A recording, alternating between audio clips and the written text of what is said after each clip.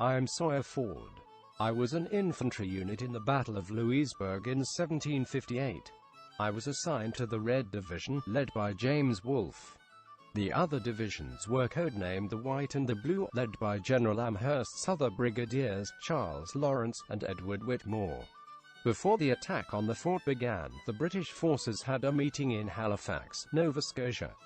We then met up at the Great Pontac for one last meeting before the Royal Navy set sail with 150 transport ships and 14,000 soldiers.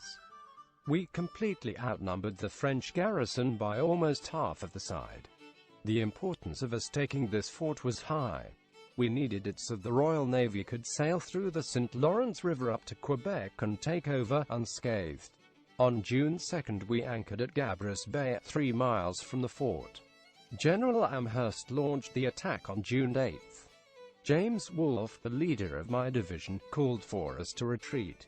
At the last moment we secured a beachhead and held the ground. Wolfe sent out a party of 1,200 men to secure Lighthouse Point, which controlled the harbor entrance. We secured it on June 12, leading to our overall control of the harbor. On the 19th of June the British artillery came in with 70 cannons and many mortars. We struck several buildings and took down walls of the fort. We destroyed the French's biggest ship, the L'Entreprenant, on July 21, nearly guaranteeing us the win of the battle. To end the battle and get the French to surrender, Admiral Boscawen sent a party to the harbor to take out the last 2 French ships. Using the thick fog as cover, we sunk the remaining ships in the harbor. Around 6,000 French soldiers surrendered on July 26, handing over all of their equipment and the fort. The battle lasted over a month and had many casualties.